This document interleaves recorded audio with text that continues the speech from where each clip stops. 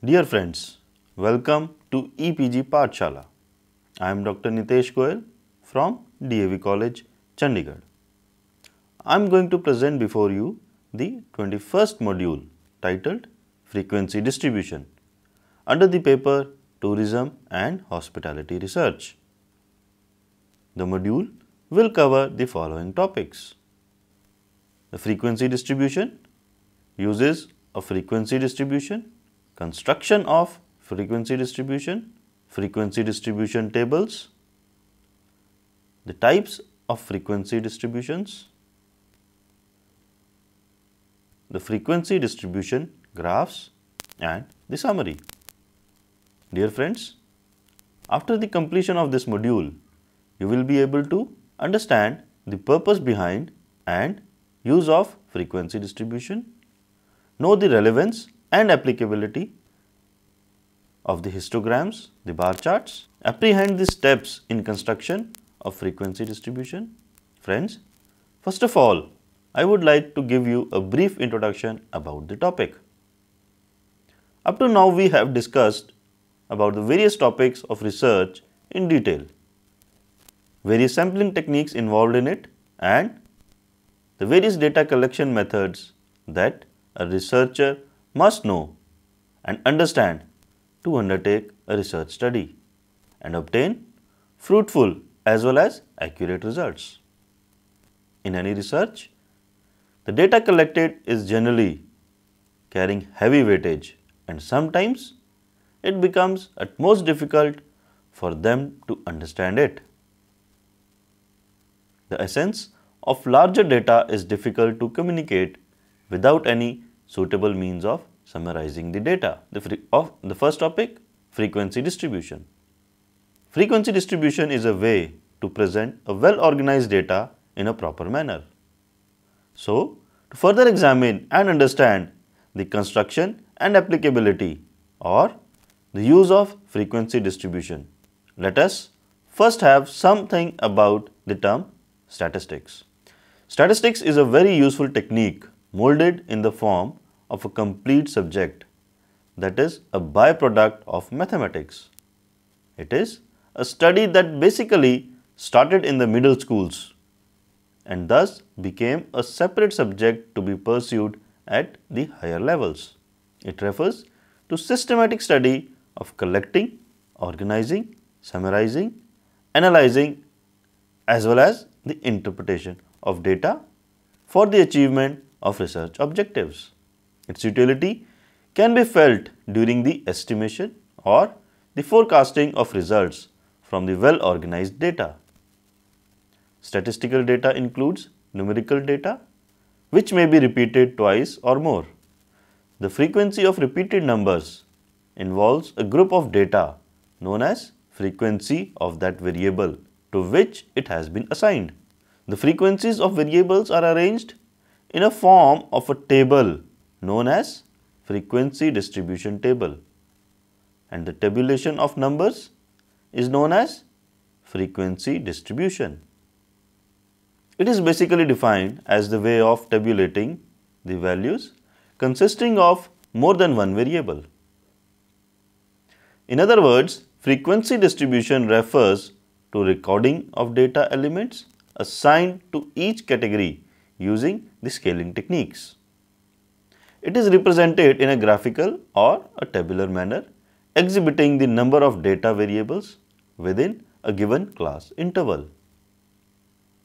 The intervals must be mutually exclusive and exhaustive. Frequency distributions are generally used within a statistical relation. It can be represented in many ways, but broadly illustrated in two ways. First, as a table, and second, in form of graphical representation. A particular grade that defines the measurement scale originally and a record of frequency in each categorical scale. The uses of frequency distribution. First, frequency distribution helps us to analyze and in interpretation of the data. Second, frequency distribution helps us to estimate the frequencies for data. Frequency distribution helps us in displaying the frequency of outcomes in a sample. Let's explain this with the help of an example. Here are the heights in centimeters of 48 students in a class. Pause tablet. Now, this is the data of 48 students' height.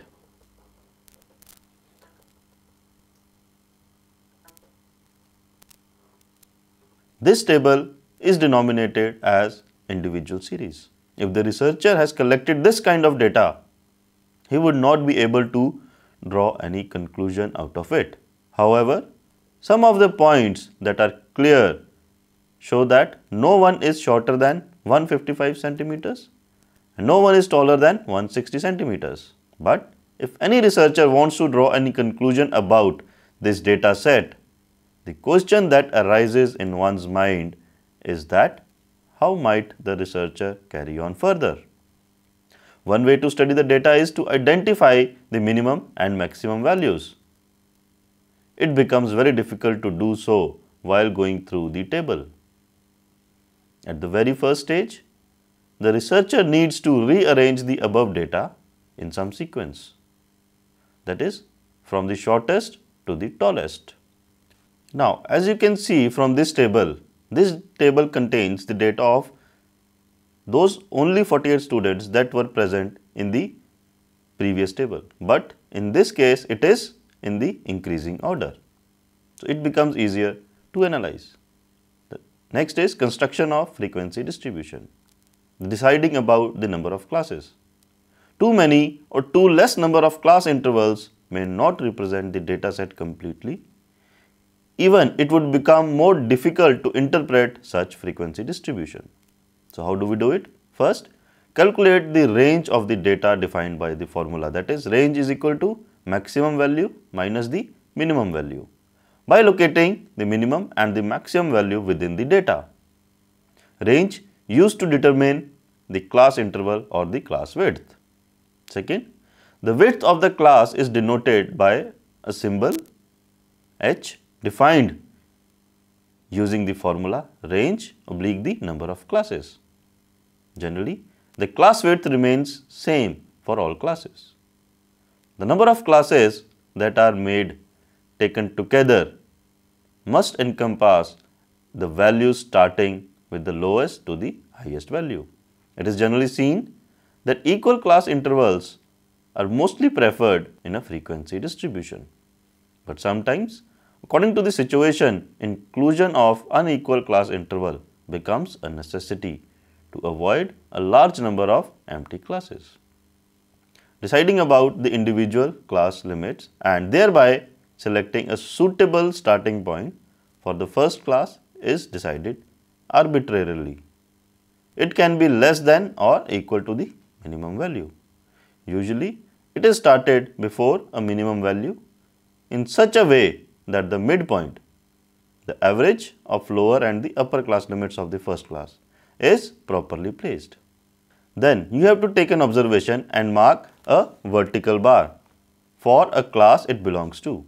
Next, find the remaining frequencies, relative as well as cumulative as the case may be, the frequency distribution tables.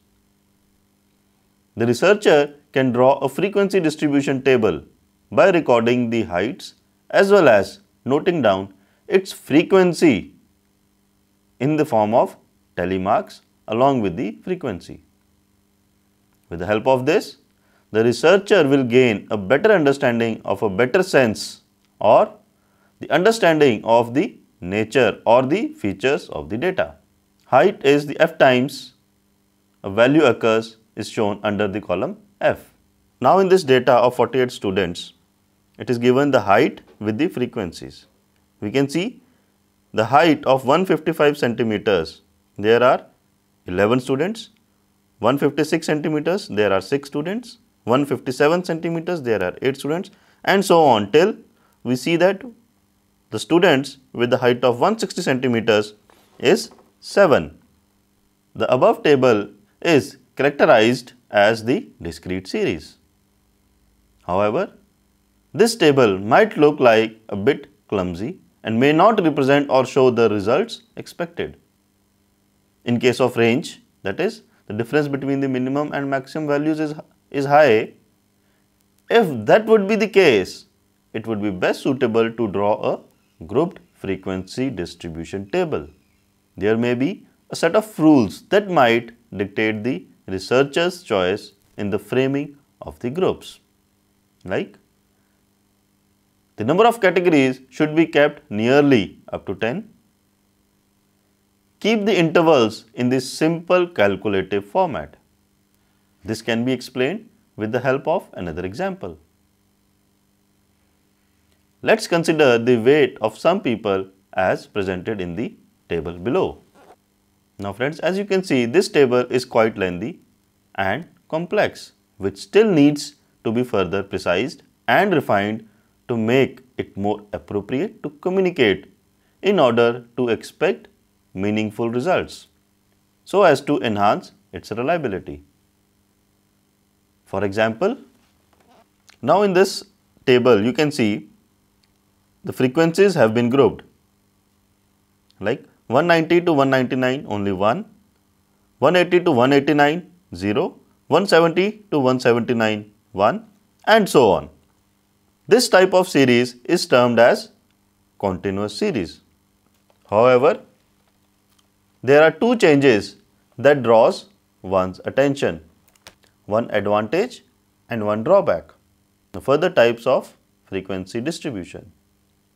These can be grouped, ungrouped, cumulative, relative, and relative cumulative.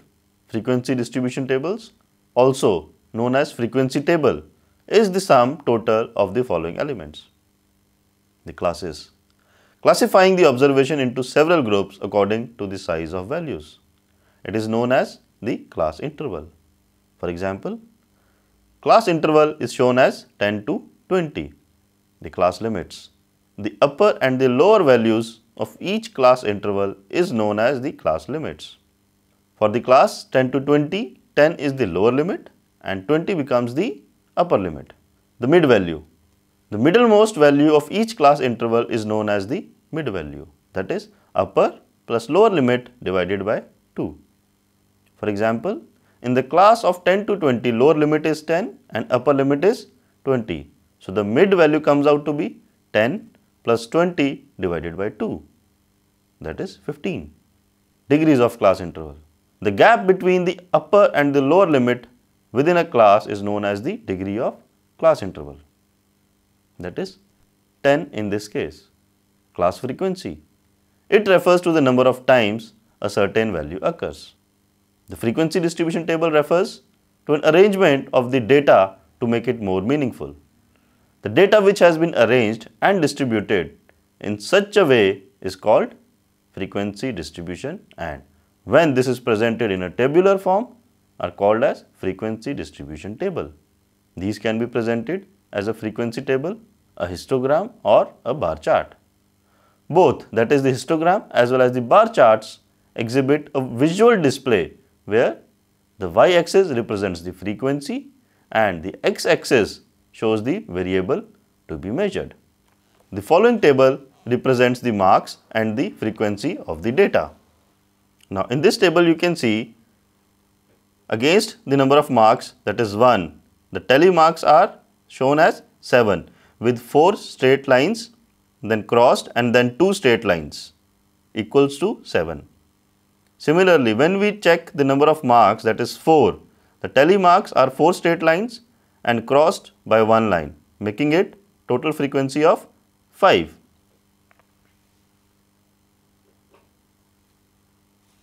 Then is the frequency distribution again. The numbers represented in the form of tally marks in a table is called the frequency.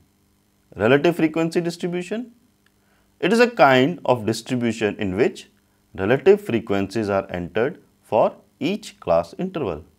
It is obtained by dividing the frequency obtained per class interval by the sum total of all the frequencies. The cumulative frequency distribution.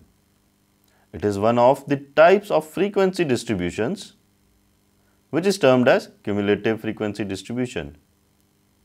It is obtained for each class interval by the addition of next frequency value to the previous cumulative total.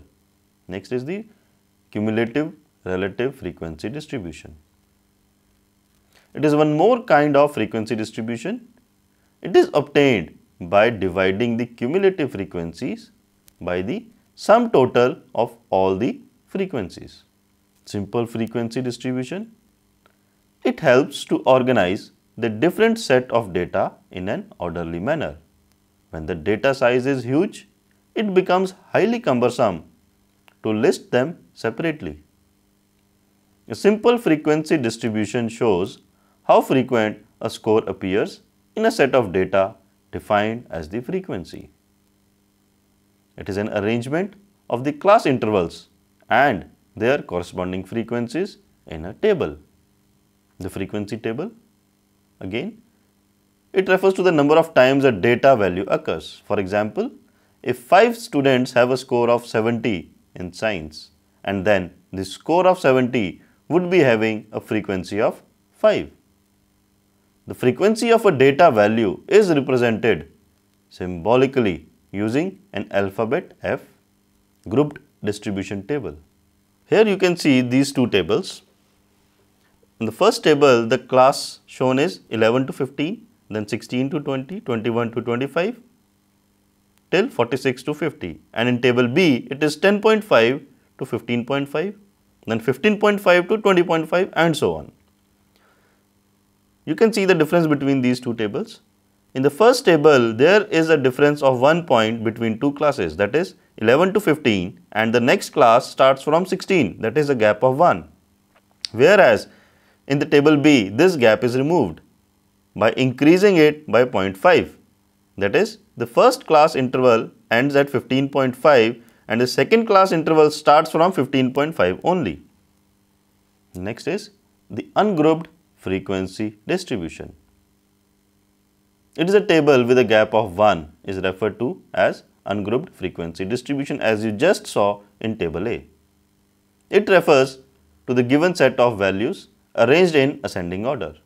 This data is of kind which has not been arranged into groups. These are termed as the individual series. When the data is properly arranged, the result is that we get the grouped frequency distribution. Friends, let's now come to the visual presentation of the data, the frequency distribution graphs. There are, as already said, two types of graphs, that is histograms and bar charts. Histograms are the graphs that are represented with the help of continuous form of data consisting of no spaces between the bars, whereas bar charts are drawn using the discrete data types with the spaces or the gaps between the bars. Thus, there are two main points of differences between the two kinds of graphs, that is, the data on which it is to be applied and the way it is to be drawn, that is the spaces between the bars. The frequency distribution graphs exhibits the characteristics of both discrete and continuous type of series. Such graphs are more attention grabbing than a normal tabulation with no arrangement. This facilitates comparison between two or more frequency distributions. The most commonly used frequency distributions are the histograms and the bar charts, along with the frequency polygons. Let's take on the histograms first. A histogram is a set of vertical bars representing the bars having area proportional to its frequencies. At the time of constructing histogram, the variable is taken on the x-axis and the frequencies on the y-axis. The width of the bars plotted on the graph represents the magnitude of the class interval. The bars are drawn without any spaces in between. A histogram represents a continuous curve. In statistics, it refers to graphical representation of the distribution of data. It is an estimate of the probability distribution of a continuous variable. This statistical technique was made known by Carl Pearson. A histogram is graphically represented in the form of adjacent rectangles drawn using separate intervals with an area equal to the gap between the class intervals. The height of a rectangle represents the frequency which is obtained by dividing the frequency obtained by the width of the interval. The categories specified are usually represented in the form of consecutive, non-overlapping intervals of a variable. This can be explained with the help of an example. This example represents data in continuous series with x as the height of the cherry trees in feet and their respective frequencies. Now friends, as you can see on your screen, this table and the graph which shows the cherry trees having a height of 60 to 65 feet are 3 numbers. The cherry trees having a height of 65 to 70 feet again are 3 numbers. The cherry trees having height of 75 to 80 feet are the maximum, that is 10 in number. Now this table is presented in form of the histogram. After the histogram we have the bar charts. Bar charts are much similar to those of histograms. The major points, as mentioned earlier also, the major points of distinction between these two are bar charts are made for discrete series of data, whereas histograms represent the continuous form of data. Secondly, in bar charts there is a space between the bars as the values are independent of each other, but this is not the case in histogram. Thus, a bar chart or a graph is represented using rectangular bars with the lengths in proportion to the values they possess. These bars can be represented either vertically or horizontally. This has been explained with the help of an example. This example is same as was explained in the case of histograms. The table illustrates. As you can see in the table, the height with 60 feet, there are 3 trees. The height with 70 feet, there are 8 trees. The height with the 85 feet, there are 2 trees. And you can see the bar charts. Here you can clearly see the gap between the rectangles. Next is the frequency polygons. A frequency polygon is drawn just like a histogram, except that it is obtained by joining the midpoints of the histogram. It is obtained by joining the midpoints of each of that rectangular bar. When this is done, the dots are connected with lines and the result is a frequency polygon. This can be explained with the same example as was in the case of histogram and bar charts. The table represents the data in discrete series with x as height of the black cherry trees in feet and their frequency. Friends, now you can see on your screen how this frequency polygon looks like. It has been made by joining the midpoints of the histogram. Now we come to the steps followed in the construction of frequency distribution. These are calculation of range. It is calculated by calculating the difference between the largest and the smallest value of data to be arranged, organized and tabulated. Secondly, deciding the appropriate number of classes, which is based on the data that is required to be organized, grouped or tabulated. The number of class intervals is to be decided. There is no fixed rule to decide upon the number of classes that data is to be divided. Thirdly, determine the magnitude of class interval. The class interval is obtained by dividing the range by the number of classes and is denoted by a letter h, that is the class interval size. In case of a fraction, the next upper value is taken as the size of the class interval. Then decide the starting point. The starting point for the creation of class intervals, that is the lower limits of them, are decided upon. For example, 0, 5, 10, 15 and 20 etc. is commonly used. Next is determination of the rest of the class limits.